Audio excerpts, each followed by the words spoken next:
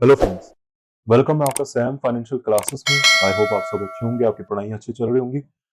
Friends, आज की जो हमारी क्लास है बेटा, एक वो बहुत ही इंपॉर्टेंट क्लास है, बहुत ही इंपॉर्टेंट अपडेट है हमारे सीएमए यूएसए के लिए।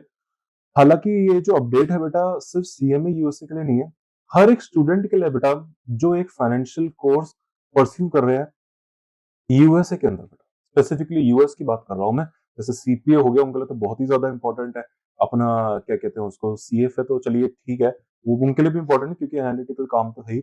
बाकी ईए जो है उन सब के लिए तो बहुत ही, उनका तो क्या डायरेक्ट रिलेशनशिप है इससे। तो बहुत इंपॉर्टेंट अपडेट है बेटा। वो अपडेट क्या है? अपडेट ये है बेटा, अभी पिछली वाली क्लास में मैंने आपको बताया था कि अभी पिछली क्लास जो मेरी आई थी बेटा, पेटेंट एंड इट्स ट्रीटमेंट के ऊपर, उसमें मैंने आपको ये बताया था कि बेटा पेटेंट्स क्या होते हैं, है ना। इंटेंजिबल एसेट्स के ऊपर हमने बात करी थी बैलेंस शीट के। एक बेस्ट एग्जांपल मैंने आपको बताया था, पेटेंट्स हैं, दे आर इंटेंजिबल एसेट्स। हालांकि बेटा पेटेंट्स एक इंटेंजिबल एसेट्स था, मैंने आपको बताया था कि उसको बैलेंस शीट में दिखाना चाहिए नहीं दिखाना चाहिए, मतलब उसकी ट्रीटमेंट कैसी होनी चाहिए, ये डिपेंड करता है दो चीजों पे। वो नेचर ऑफ पेटेंट पे डिपेंड करता है कि क्या वो पेटेंट सेल्फ जेनरेटेड है, कि क्या वो पेटेंट, है ना, सेल्फ सॉरी एक्वायर्ड है, मतलब जो बिजनेस कॉम्बिनेशंस के थ्रू अगर आया हुआ है, जैसे मर्जर्स एंड एक्विजिशंस वगैरह हो गए ना। हालांकि ये हमारा डिटेल टॉपिक है, तो ये मेरी बात चल रही थी आपसे, है ना।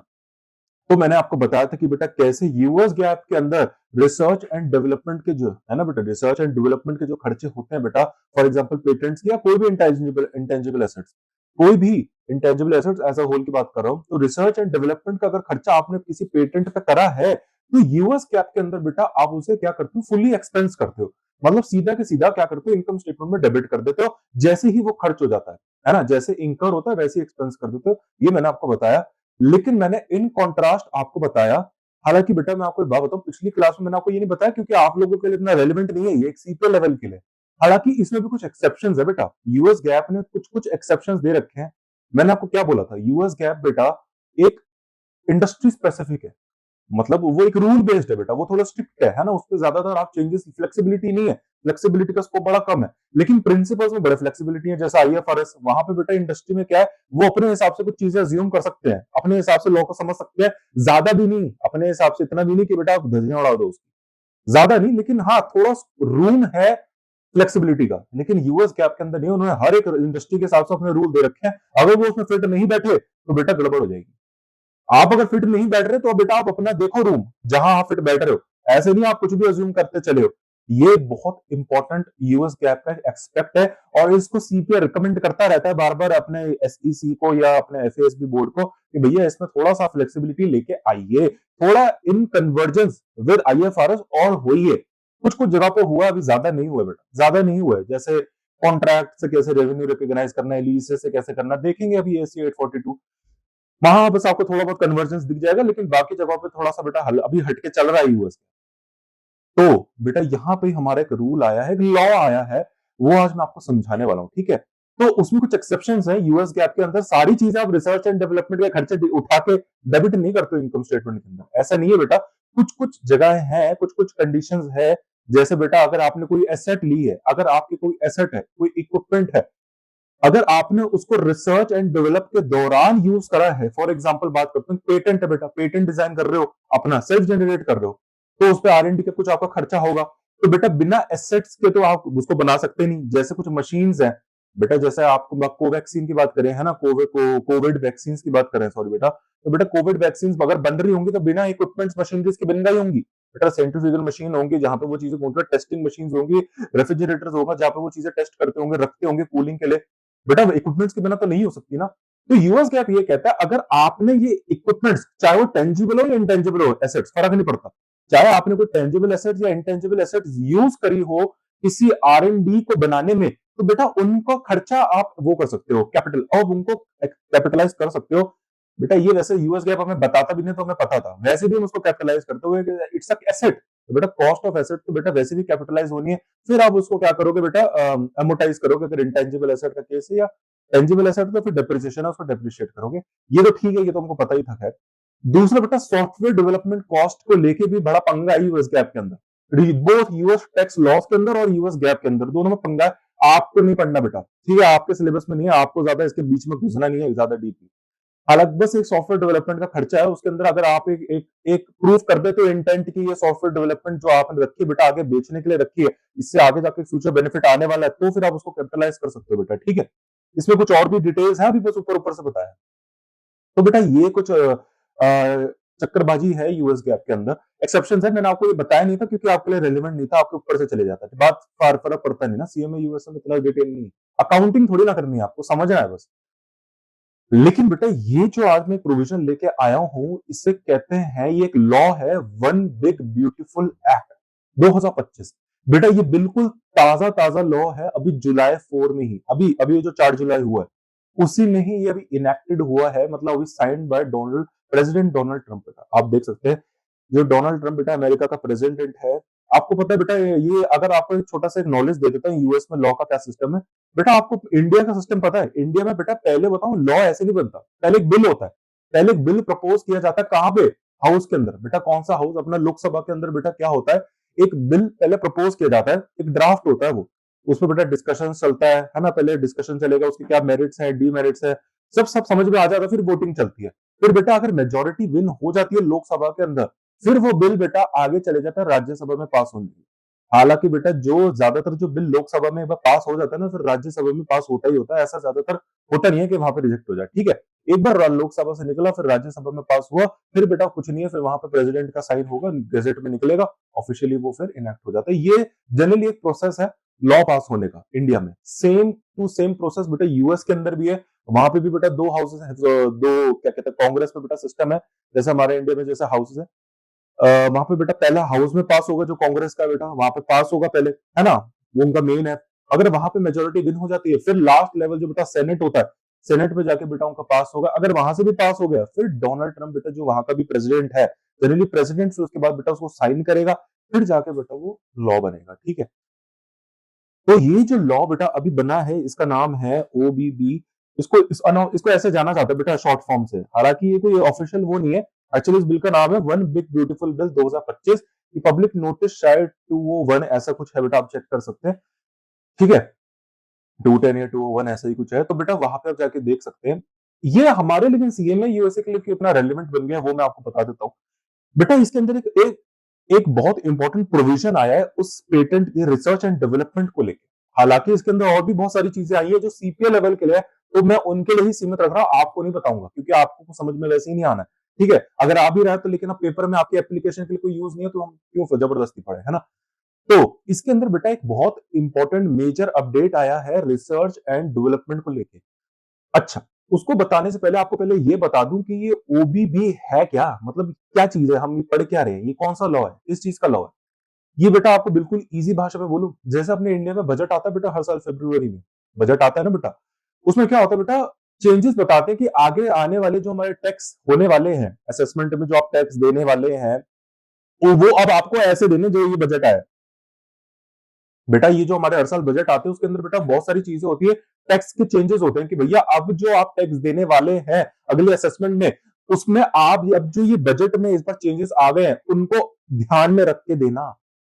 जैसे बेटा आप, जैसे ये असेसमेंट कौन सा चल रहा है, 2025-26 का असेसमेंट चल रहा है, इसमें आप फाइनेंस एक्ट 2026 को कंसिडर करके देंगे टैक्स। बजट क्या होता है बेटा, सेक्शन बी में अभी मुझे आपको सारा पढ़ाना है। बजट कुछ नहीं होता बेटा, एक स्टेटमेंट होती है जिसके अंदर आप सारे अपने प्लान्स बताते हो कि फ्यूचर में आप ये प्लान करने वाले हो और इनमें ये खर्चा आने वाला है। एस्टिमेटेड होता है सारा का सारा, कुछ पक्का नहीं है।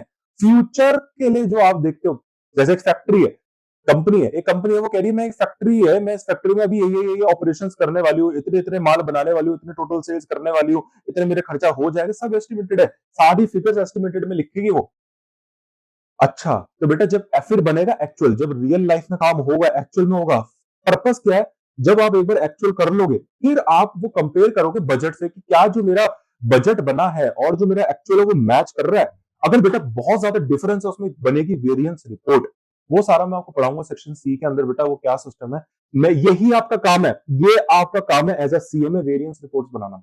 ये सबसे बड़ा कोर काम है एक मैनेजमेंट अकाउंटेंट का, ठीक है। तो आपका वो चैप्टर इसलिए बेटा सीएमए यूएसए पार्ट 1 के अंदर इन टॉपिक्स में से सबसे ज्यादा टेस्टिंग होती है। पार्ट 1 में सेक्शन ए से ज्यादा नहीं होती, सेक्शन सी और सेक्शन डी से ज्यादा होती है।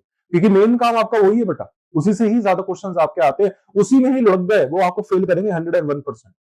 बेटा जो काम आपका है रियल लाइफ में जो आपको करना, आपको वही नहीं आता तो आप क्या करोगे सीएमए यूएसए बन के? कुछ फायदा नहीं मैनेजमेंट अकाउंटेंट का। ऐसे ही पार्ट 2 के अंदर सेक्शन सी में से आता है, क्योंकि वो आपका मेन काम है करने का, ठीक है, डिसीजन एनालिसिस। चलिए, तो ये जैसे बेटा हमारे इंडिया में बजट आता है ना, ऐसे ही बेटा यूएस के अंदर एक ये ओबीबी है, ये क्या है ओबीबीबी, वन बिग ब्यूटीफुल है। ये क्या है बेटा, जो मेजर टैक्स चेंजेस आने वाले हैं, जो यूएस का टैक्स जो मेजर टैक्स लॉ है बेटा, उसके अंदर क्या क्या चेंजेस है, क्या क्या नए नए प्रोविजंस हैं, उनको उनके कुछ चेंजेस इसमें इस लॉ के अंदर अकोमोडेट किए हैं कि भैया ये जो यूएस टैक्स लॉज के अंदर है, अब इसके अंदर कुछ हम चेंजेस लेके आए हैं, हमने चेंजेस प्रपोज करे। अब ऐसा नहीं होगा, ऐसा होगा जैसे इस एक्ट में लिखा हुआ।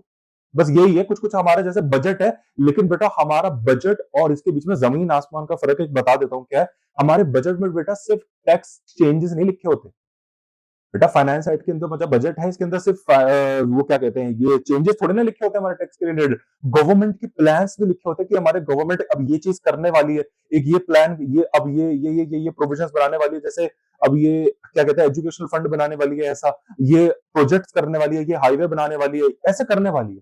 इसमें गवर्नमेंट की प्लान्स के भी इंक्लूड होते हैं, उसे कहते हैं बजट। उसमें गवर्नमेंट का क्या क्या खर्चा आएगा वो सब भी इंक्लूड लिखा होता है। लेकिन वन बिग ब्यूटीफुल एक्ट के अंदर ये सब नहीं होता बेटा, गवर्नमेंट के फ्यूचर प्लान नहीं लिखे होते इसके अंदर। मेजर टैक्स लॉस क्या चेंजेस हुए हैं वो बताए गए, ठीक है, उसको लेके क्या डिडक्शन है, डिडक्शन में क्या मतलब क्या क्या चेंजेस करे वो इसमें कंपनी करे गए हैं, ठीक है।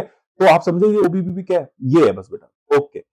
अब हमारा ले क्या है सर, फाइनली ये बता दो कि हमें क्यों पढ़ना है इसको बेटा। रिसर्च एंड डेवलपमेंट मैंने आपको अभी क्या बताया था, यूएस टैक्स, यूएस गैप तो पढ़ लिए, यूएस गैप के अंदर मोटा मोटा क्या था, खर्चा। यूएस रिसर्च एंड डेवलपमेंट ना खर्चा है ना, सीधा पीएनएल अकाउंट में डेबिट करो, इनकम स्टेटमेंट में डेबिट करो। लेकिन यूएस टैक्स लॉस इससे थोड़ा हटके चल रहा है। यूएस टैक्स लॉस मैंने आपको एक एक्ट बताया था बेटा, अगर आपको पता नहीं याद है या नहीं बेटा, इन चीजों को याद करना है। TCGA, tax cut jobs, tax cut and job act मैंने आपको बताया था 2017। मैंने आपको ये बताया था उसका सेक्शन 174 कि बेटा उसमें मैंने आपको एक चीज बताई थी कि टीसीजीए में 2017 में अब तक ये चल रहा था, पहले क्या था बेटा, यूएस टैक्स लॉस के अंदर वो यूएस गैप जैसे ही चलता था, सारा का सारा खर्चा लो डेबिट कर दो।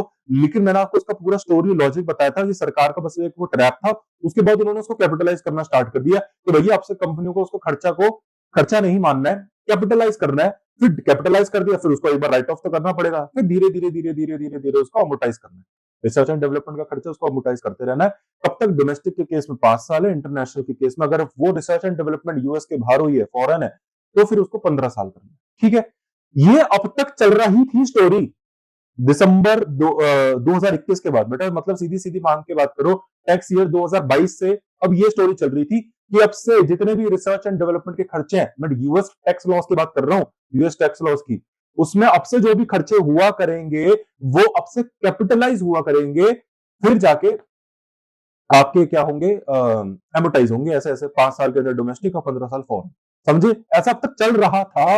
लेकिन ओबीबी 2025 में बेटा ये जो रूल है ये चेंज कर दिया गया, दोबारा से वही रूल लेके आ गए हैं, दोबारा से वही रूल लेके आ गए बेटा। क्यों लेके आ गए बेटा, इसका भी एक लॉजिक आपको बाद में बताऊंगा क्यों लेके आ गए। हालांकि आपको वो लॉजिक समझना तो जरूरी नहीं है, आप अभी ये समझो वो रूल जो था बेटा उसको इन्होंने विड्रॉ कर दिया, हटा दिया, मतलब वही, मतलब ऐसा समझिए यूएस गैप जैसा कर दिया।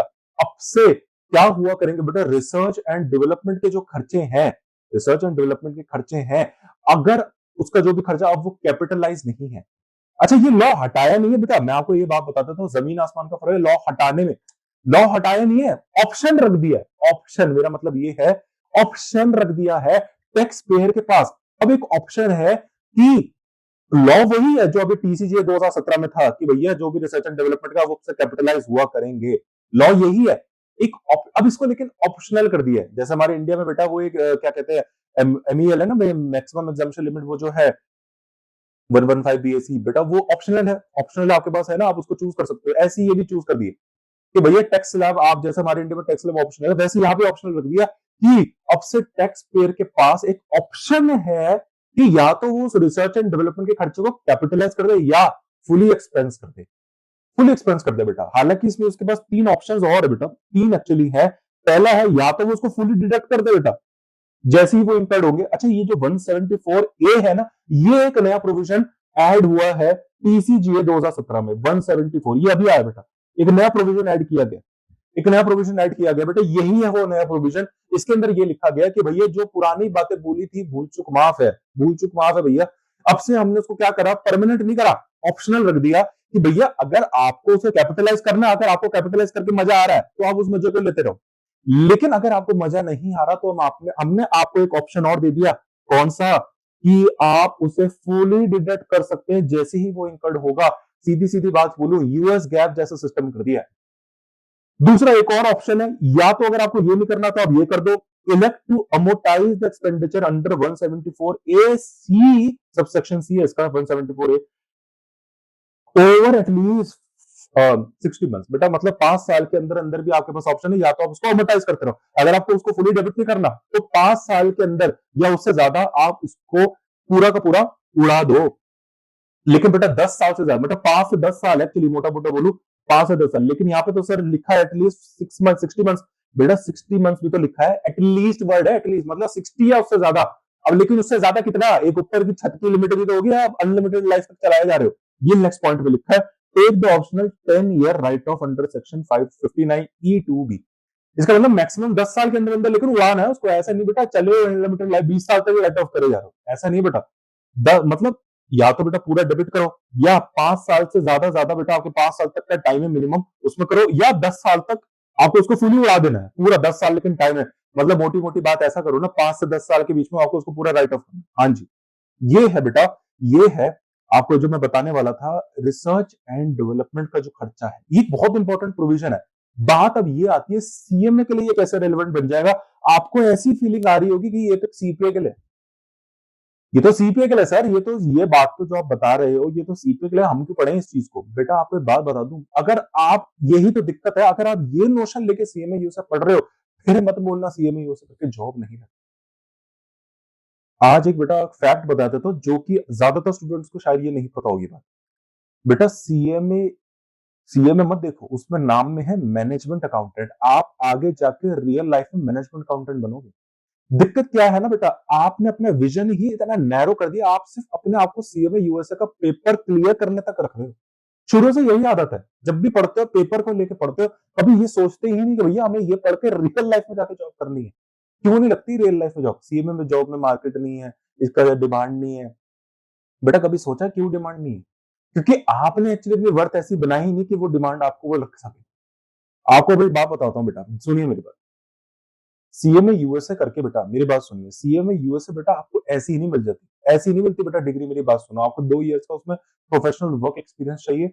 दूसरा बेटा, प्रोफेशनल वर्क एक्सपीरियंस में भी कुछ कैच है, स्टूडेंट्स को दूसरे दूसरी दूसरी जगहों का ऑडिटिंग का, एक्सटर्नल ऑडिटिंग का, स्टैट ऑडिट का एक्सपीरियंस लाके सीएमए यूएसए का सर्टिफाई कर लेते हैं बेटा, वो ठीक है, लेकिन बेटा फायदा कुछ नहीं है। आप बेटा स्टैट ऑडिट लेके, एक्सटर्नल ऑडिटर का लेके एक्सपीरियंस चला के बेटा सीएमए यूएसए की डिग्री ले लो, नो डाउट मिल जाएगी डिग्री, क्योंकि वो एक्सपीरियंस काउंट हो जाता है।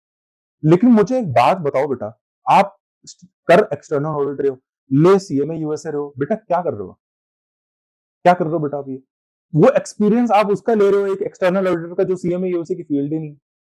हाँ इंटरनल ऑडिट में समझ में आता है, वो इंटरनल ऑडिट में असिस्ट वगैरह करता है, वो समझ में आता है, चलो किसी तरह सीआईए और सीएमए का थोड़ा बहुत लिंक है। लेकिन एक्सटर्नल ऑडिटर बेटा वो तो बिल्कुल भी लिंक नहीं है, डिग्री लेने के लिए बस ठीक है। फिर आप बोलते हो सीएमए यूएसए हमारे काम ही नहीं, कैसे काम आएगी? क्योंकि जिस चीज के लिए आप ले रहे हो वो आपको कैटर ही नहीं कर रही नीड। बेटा जिस चीज के लिए आप सीएमए यूएसए ले रहे हो वो उस नीड को कैटर थोड़ी ना कर रही है, आपकी एक्सटर्नल ऑडिटिंग में थोड़ी ना मदद करती है। क्या मजाक कर रहे हो आप इसको? वो थोड़ी ना उसमें मदद नहीं करती, वो मैनेजमेंट अकाउंटिंग की फील्ड है। दिक्कत यही हो गई है बेटा। आप दूसरा, सीएमए यूएसए में बेटा एक जो यूएस सिटीजन सीएमए यूएसए कर रहा है, प्रोवाइडेड उसने, क्योंकि बेटा ग्रेजुएशन उसने यूएस से करी होगी, तो बेटा जब आप ग्रेजुएशन यूएस से करेंगे ना बेटा, वहां पे आपको एक चीज पता चलेगी कि वहां पे वो ग्रेजुएट लेवल पे उनको वो इनकम टैक्स यूएस का पढ़ा देते हैं, बेसिक नॉलेज उसके पास होती है बेटा यूएस टैक्स लॉ।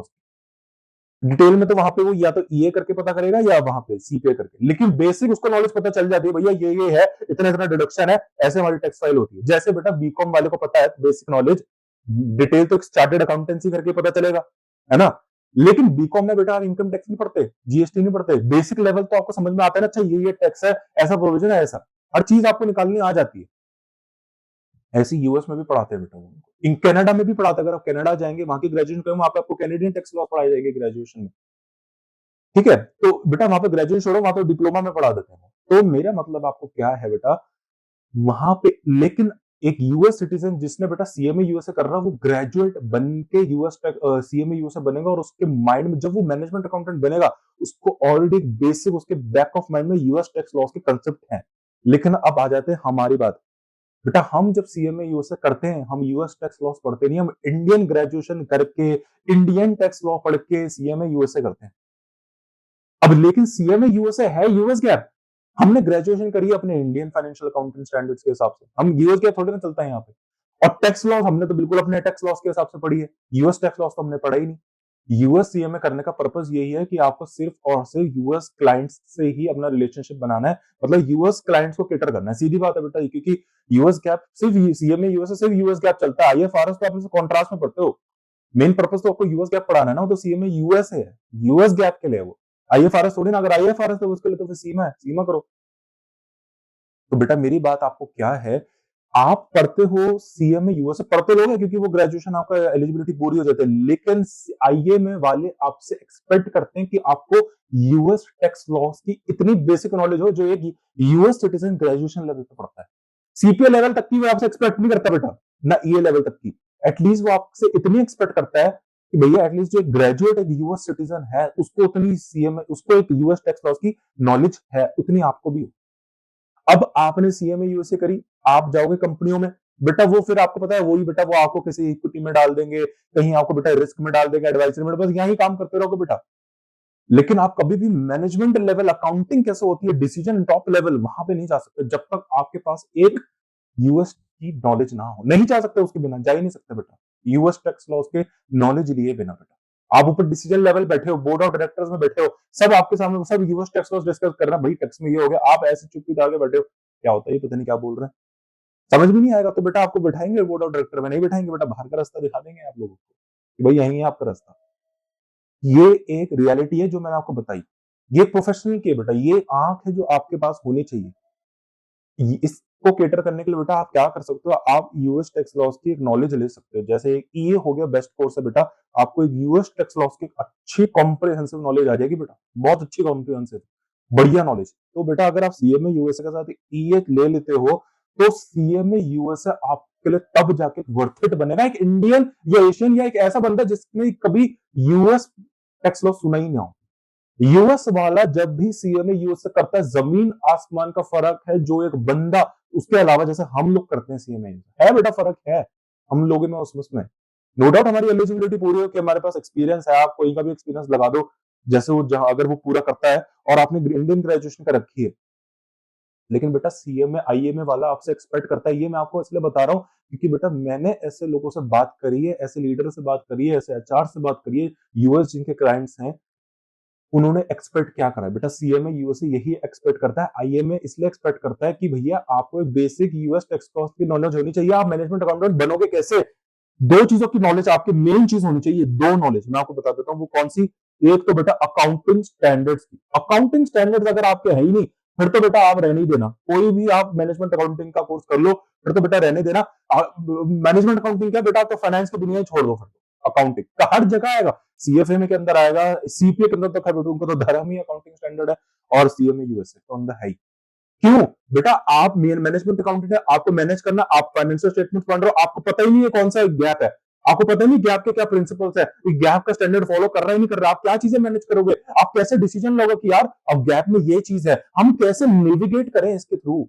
अब गैप ने तो ये स्ट्रिक्ट रूल दिखा रखा है, आईएफआरएस के अंदर ये है, हम अपने आप को कैसे नेविगेट करें, इस चीज से कैसे चैनलाइज करें, कैसे करोगे अगर आपको पता ही नहीं नॉलेज।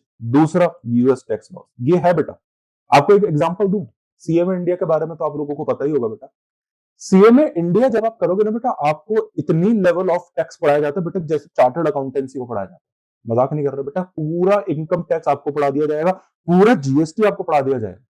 एक सीएमए यूएसए के पास, सीएमए इंडिया के पास एक जीएसटी ऑडिट करने का पावर होता है बेटा, ठीक है, इनकम टैक्स का इनकम सीए के पास है, चार्टर्ड अकाउंट, लेकिन आपके पास नॉलेज इतनी होगी जो एक सीए लेवल पास है।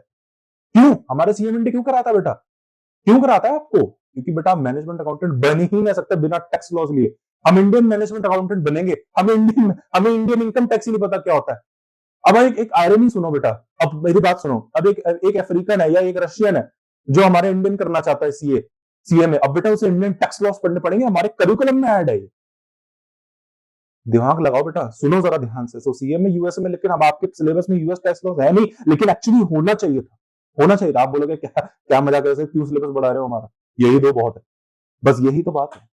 अब आपकी ड्यूटी है, आपको यूएस टैक्स लॉस पढ़ना है बेटा, बाकी आपकी मर्जी है बेटा, आपको कोई भी एनालिसिस लेना है, आपको मेरी बात नहीं माननी है, आपको नहीं सर आप फालतू बातें बकवास बात कर रहे हो, ठीक है बेटा, कोई नहीं बेटा, आपका अगर आपको जो एनालिसिस लगता है वो आप करो, लेकिन मेन यही है, मैं बता रहा हूँ, ये फंडामेंटल एनालिसिस है, स्किल्स है, ये है वो है, वो चाहिए आपको, वो तो है ही इंडस्ट्री की बेटा, आपको वो तो होनी चाहिए, लेकिन ये एक फंडामेंटल तो पहले स्ट्रॉन्ग करो। एक चीज होती है फंडामेंटल, फिर उसके बाद आएगी स्किल। फंडामेंटल पहले स्ट्रॉन्ग करना है आपको, ठीक है बेटा। ये जो मैं आपको बातें बता रहा हूँ ना, ये बहुत इंपॉर्टेंट है, इसको आप सोच रहे हैं आई भी उधर की बात कर रहे हो, बड़ी इंपॉर्टेंट है। एक नया बच्चा जो भी कभी सीएमए से या जो कर रहा है, उसको पता ही नहीं क्या चीजें कैसे करना है, बस वो सीएमए से कर रहा है, चला है करने, कोई फायदा नहीं है। इंडियन टैक्स लॉस आपके किसी भी हेल्प में नहीं आने वाले सीएमए यूएसए के लिए बेटा। आपकी ड्यूटी है, चाहे आप ईए करो या सीपीए करो, तब जाएगा। तभी देखा होगा बेटा, जो लोग सीपीए सीएमए करते हैं तब जाके उनका वर्थ इट बनता है, क्यों? क्योंकि टैक्स की नॉलेज लगा देते हैं ना वो। ये भी करोगे तो काम चल जाएगा आपका, तब जाके वर्थ इट बनेगा कुछ ये प्रोफेशन आपके लिए। सिर्फ प्लेन सीएमए यूएसए करके आपको मजा नहीं आएगा आपको। अब ये सेक्शन 41, ये सेक्शन 280C बेटा, ये आपको नहीं देखना है, ये कुछ नए प्रोविजन है, इनमें कुछ चीजें हैं, जैसे 280C के अंदर कैसे आपको ये सेक्शन टीसीजीए के दे रखा है, कैसे करना है, इसके अंदर और डीप जाना, ठीक है। अच्छा, इसमें मैंने आपको जो आपके लिए रेलेवेंट था बस मैंने वो बताया, मेजर अपडेट थी, छोटी सी वीडियो। इसमें बेटा क्या था, रिपीट करते हैं। यूएस टैक्स लॉस के अंदर पहले 2021 में जो हमने पढ़ा था, 2022 जो फाइनेंशियल ईयर है उसमें ये हुआ था कि कैपिटलाइज करना है फिर अमोर्टाइज करना है। डोमेस्टिक के केस में 5 साल, फॉरेन के केस में 15 साल। लेकिन अब से जब से ये ओबीबी 2025 जुलाई 4 को आ गया, इसने कह दिया कि अब से हमने इसको हटाई नहीं, ऑप्शनल कर दिया इसको। मतलब अब से जितनी भी टैक्स पेयर है उनके पास ऑप्शन है कि वो इस चीज को या तो फुली डेबिट कर दे, जैसे यूएस गैप के अंदर होता है, या जैसा अभी चल रहा है चलने दो, लेकिन मैक्सिमम से मैक्सिमम 10 साल के अंदर भैया उसको उड़ाना है बैलेंस शीट के अंदर, हमें दिखना जाए बैलेंस शीट में दोबारा, तुम्हारे 10 साल के अंदर उड़ा देना इसको, मैक्सिमम लिमिट है। अच्छा, इसमें कैच ये है बेटा, मैंने आपको ये बताया था डोमेस्टिक, एक कैच बेटा मैं बता देता हूँ, इसमें एक रूल है डोमेस्टिक। ये पूरा एक्ट बेटा पढ़ सकते हो, ये एक फर्म है एलएलपी क्रोए लिमिटेड, क्रोए एलएलपी सॉरी बेटा, एक फर्म है, ये पब्लिक अकाउंटिंग फर्म है यूएस के अंदर। जैसे सीपीए की फर्म्स होती है ना बेटा, ये advisory, start audit, public private को देते हैं अपनी सर्विसेज, उसकी एक रिपोर्ट है, आप जाके पढ़ सकते हैं। अगर आपको डिटेल में पूरा लॉ ही पढ़ना बेटा, तो फिर आप यूएस फेडरल लॉ की जाके अंदर जहां पर देख सकते हैं। अच्छा, डोमेस्टिक और क्या बताया था बेटा मैंने आपको, फॉरेन, ठीक है, फॉरेन। मैंने आपको बताया था कि बेटा इसके केस में आपको 5 साल के अंदर उड़ाना है और इसके केस में आपको 15 साल के अंदर अंदर उड़ाना है। लेकिन बेटा ये जो ओबीबी 2025 आया ना, ये सिर्फ डोमेस्टिक पे लगता है, फॉरेन के लिए वही लगेगा पुराना वाला। फॉरेन के अंदर बेटा वही लगेगा पुराना वाला पीसीजे का लॉ, कौन सा, कि भैया 15 साल के अंदर अंदर इसको कैपिटलाइज करना है। मतलब अगर कोई कंपनी जिसने outside US research and development का खर्चा करा है बेटा, उसके पास ऑप्शन नहीं है कि वो उसको फुल्ली एक्सपेंस कर दे, उसके पास फुली ऑप्शन नहीं है बेटा। वो उसके अंदर वही पुराना लॉ लगेगा, मतलब बैलेंस शीट के अंदर दिखाना है, कैपिटलाइज करना है, उसको 15 साल के अंदर अंदर इसके मैक्सिमम लिमिट है, उड़ा दे। तो उनके लिए वही लॉ है, मतलब उनके लिए ऐसा समझो, ये जो आप ओबीबी भी आया ना 2025, ये सिर्फ डोमेस्टिक के केस में है। मतलब ये जो 3 ऑप्शन है, 3 ऑप्शन, ये सिर्फ और सिर्फ इनके लिए, इन लोगों के लिए नहीं है, फॉरेन वालों के लिए। अच्छा, एक और बता देता हूं, इसके लिए कैच और है बेटा। अगर कोई स्मॉल बिजनेस है, स्मॉल बिजनेस का बेटा इन्होंने एलिजिबिलिटी दे रखी है। स्मॉल बिजनेस मतलब $31 मिलियन, $31 मिलियन बेटा, या उससे कम, है ना, $31 मिलियन या उससे अगर कम है, ठीक है, $31 मिलियन या उससे कम है बेटा, तो $31 मिलियन या अगर उससे कम है और लेस, मैं लिख देता हूं अगर आपको वो दिखानी तो, और लेस, अगर ये एलिजिबिलिटी पूरी होती है तो बेटा वो स्मॉल बिजनेस है इस लॉ के हिसाब से। इस लॉ में बेटा मैंने आपको बोल तो दिया स्मॉल बिजनेस, लेकिन स्मॉल बिजनेस कौन सा, कैसे पता चलेगा बेटा? जिस स्मॉल बिजनेस की ग्रॉस रिसीट्स $31 मिलियन या उससे लेस है, तो बेटा वो स्मॉल बिजनेस की कैटेगरी के अंदर आ जाएगा। इनको एक और एक्स्ट्रा बेनिफिट मिला एक्चुअली, क्या बेटा बेनिफिट क्या है? ये लॉ क्या कहता है बेटा, दिसंबर 2000 अब से मतलब फाइनेंशियल, अब ये जो टैक्स ईयर 2025 है, इसमें अब आपके पास 3 ऑप्शन है कि भैया आप ऐसे ऐसे कर सकते हो, मतलब आप फुली एक्सपेंस कर सकते हो। लेकिन बेटा उनका बेटा, लेकिन वो तो ठीक है, लेकिन जो साल निकल गए उसका क्या? जैसे आपने जैसे जैसे 2022 टैक्स ईयर के साथ, 2022 टैक्स ईयर में तो बेटा आपको कैपिटलाइज करना पड़ा। 2022 ईयर में तो बेटा आपको क्या लॉ आया था, पुराना लॉ क्या था कि आपको उसको फुली कैपिटलाइज करना है। 2023 के अंदर भी आपको फुली कैपिटलाइज करना है, 2024 के अंदर भी आपको फुली कैपिटलाइज करना है। इन 3 साल का बेनिफिट तो आपका मर गया, वो तो आप अभी भी कैपिटलाइज कर रहे हो। इन तो बेटा इस यूएस टैक्स लॉस के अंदर ये जो ओबीबी 2025 है, इसने एक स्मॉल बिजनेसेस को ये बोला है कि आप लोगों के लिए हम क्या करेंगे, ऑप्शन खोल देंगे रिवाइज आईटीआर का। बेटा हमारे इंडिया में भी एक ऑप्शन होता है जैसे कॉन्डोनेशन ऑफ रिटर्न, आपको याद होगा बेटा कॉन्डोनेशन ऑफ रिटर्न, अगर आपको कोई कंसेप्ट पता है या नहीं, वो क्या होता है बेटा, अगर आपकी आईटीआर की ड्यू डेट मिस हो गई है, साल निकल गए, तो बेटा आप आईटीआर तो फिल कर नहीं सकते क्योंकि उसकी तो ड्यू डेट निकल गई। तो बेटा बहुत ही एक्सेप्शनल केसेस में हमारा बताओ, लेकिन एक सेक्शन है बेटा, तो हमारा वो एक सेक्शन है बेटा, हमारा उस सेक्शन के अंदर बेटा क्या है, आप के पास एक वो सीबीडीटी को पावर देती है ना, वो क्या पावर देती है, अगर कोई भी टैक्स अथॉरिटी है जैसे कमिश्नर ऑफ इनकम टैक्स वगैरह हो गया, उसके पास पावर है, सीबीडीटी के पास पावर है कि वो किसी पर्सनल इंडिविजुअल जिसके पास आईटीआर की ड्यू डेट निकल गई, ठीक है, लेकिन कुछ इंपॉर्टेंट चीज थी जैसे टीडीएस का टैक्स रिफंड लेना है, कुछ रिफंड लेना है, यानी कुछ अपडेट डालनी है जिससे सिग्निफिकेंट इंप्रूवमेंट हो सकती है रिटर्न को लेके, तो बेटा वहां पे उनकी आईटीआर दोबारा खोली जा सकती है, बस उनके लिए स्पेसिफिक उनके लिए बेटा थोड़े टाइम के लिए विंडो ओपन हो जाएगी, फिर वो ऑनलाइन जाके अपनी आईटीआर या तो रेक्टिफाई कर देंगे, जिसको रेक्टिफाई रिटर्न भी बोलते हैं, वो ऑप्शन हो जाएगा, या आईटीआर फाइल कर सकते हैं टीडीएस वगैरह रिफंड लेने के पर्पस के लिए, कुछ पर्पस, लेकिन आपको वो बताना पड़ेगा स्टेटेड पर्पस, ठीक है। चलिए, तो बेटा ये इसे कहते हैं कॉन्डोनेशन, ऐसी कुछ कुछ यहां भी है। यूएस टैक्स लॉस क्या करेगा बेटा, फिर इन स्मॉल बिजनेसेस के लिए क्या करेगा, दोबारा से वो रिटर्न उनकी पुरानी वाली कौन सी 2022, 2023, 2024 के लिए खोल देगा, और बेटा वो जो उस इन सालों के अंदर बेटा वो क्या कर रहे थे, कैपिटलाइज कर रहे थे, अब वो उन खर्चे को भी फुली एक्सपेंस कर सकते हैं, फुली एक्सपेंस कर सकते हैं बेटा, फुली एक्सपेंस। तो बेटा मेरे यहाँ पे कहने का मतलब है, क्योंकि पुराने लॉ के अंदर तो बेटा 2022, 2023 उन्होंने तो कैपिटलाइज कर दिया और अमोर्टाइजेशन कर रहे हैं, लेकिन 2025 में तो अब ये नया लॉ हो गया, तो उन्होंने ये पूछा कि आप 2022, 2023, 2024 में हमारा वो जो हम तो अभी भी कैपिटलाइज कर रहे हैं उसका क्या, तो उन्होंने बोला स्मॉल बिजनेसेस के लिए ओनली, जो बिग बिजनेसेस है उनके लिए तो अब यही रूल चलेगा, और जिनका बेनिफिट गया वो तो मर गया भाई, इन लोगों के लिए मर गया, लार्ज बिजनेसेस वालों के लिए, लेकिन स्मॉल बिजनेसेस वालों के लिए बेटा, क्योंकि वो स्मॉल बिजनेस है, उनको थोड़ा टैक्स रिलीफ मिल जाए, इन्फ्लेशन का टाइम वैसे ही चल रहा है, रिसेशन का टाइम, तो उन्होंने कहा ठीक है भैया आपको बेनिफिट देते थे, आपके लिए एक रिटर्न खोल देंगे, रिवाइज रिटर्न फाइल करनी है, फिर आपको ये बेनिफिट क्लेम करना है, उनको ये बेनिफिट मिल जाएगा, फुली एक्सपेंस कर सकते हैं, वही 3 ऑप्शन, सीधा सीधी बात है बेटा। तो बेटा एक ये मेजर अपडेट था, ये पूरा एक लॉ है, अगर आप पढ़ना चाहते हैं, अगर आपको इंटरेस्ट आ रहा है तो आप पढ़ सकते हैं, क्रोए की वेबसाइट पे जाके बेटा आप पढ़ सकते हैं, और भी बहुत सारे एलएलपीज हैं, उन्होंने ये चीज डाल रखी है। तो मेरा ये पर्पस था, मैंने आपको बेचर एक अपडेट दे दिया बेटा, थोड़ा सीएमए यूएसए का बारे में भी मैंने आपको बताया, यूएस टैक्स लॉस का आपके बारे में पता होना चाहिए, नहीं है फिर आप एक मैनेजमेंट अकाउंटेंट अच्छे बन ही नहीं सकते बेटा, नहीं बन सकते आप कुछ, आप सिर्फ इंडियन टैक्स लॉ या अपना कोई भी दुनिया भर का टैक्स लॉ पढ़ के जा रहे हैं, ये यूएससीएम है, यूएस है, ये सिर्फ यूएस गैप के लिए चलता है, यूएस क्लाइंट्स के लिए चलता है, तो यूएस टैक्स लॉस तो आपके अंदर होना ही चाहिए बेटा, सीधी बात है, ठीक है, उसके लिए फिर बाकी नहीं चाहिए तो फिर सीमा करो जाके बेटा, ठीक है। तो ये थी बेसिक नॉलेज आरएनडी को लेके, ये मैंने आपको बताया एक बहुत मेजर प्रोविजन था, आपके सीएमए यूएसए के लिए बहुत इंपॉर्टेंट है, क्योंकि डेफर्ड टैक्स आपका टॉपिक है बेटा, क्या है, अरे फाइनेंशियल अकाउंटिंग में और यूएस टैक्स लॉस के बीच में कंफ्लिक्ट है भैया, उसके चक्कर में नेट प्रॉफिट में डिफरेंस आ जाता है, नेट प्रॉफिट में डिफरेंस आ जाता है तो टैक्स लायबिलिटी में डिफरेंस आ जाता है, तो आपको पता होना चाहिए ना बेटा कि कैसे कैसे कौन कौन से टैक्स प्रोविजंस हमारे फाइनेंशियल यूएस गैप को कॉन्ट्रास्ट में, तो ये चीज पता नहीं होनी चाहिए, आपको पता होनी चाहिए। तो बेटा मेरे ये एक मोटो है, एक ऑब्जेक्टिव है बेटा, मैं क्योंकि आपको एक अच्छा सीएमए यूएसए बनाना है, एक अच्छा मैनेजमेंट अकाउंटेंट बनाना चाहता हूँ, बस एक पर्पस ये है। तो बेटा चैनल को सब्सक्राइब करिए, वीडियो को लाइक करिए, मिलते हैं आपसे नेक्स्ट क्लास में।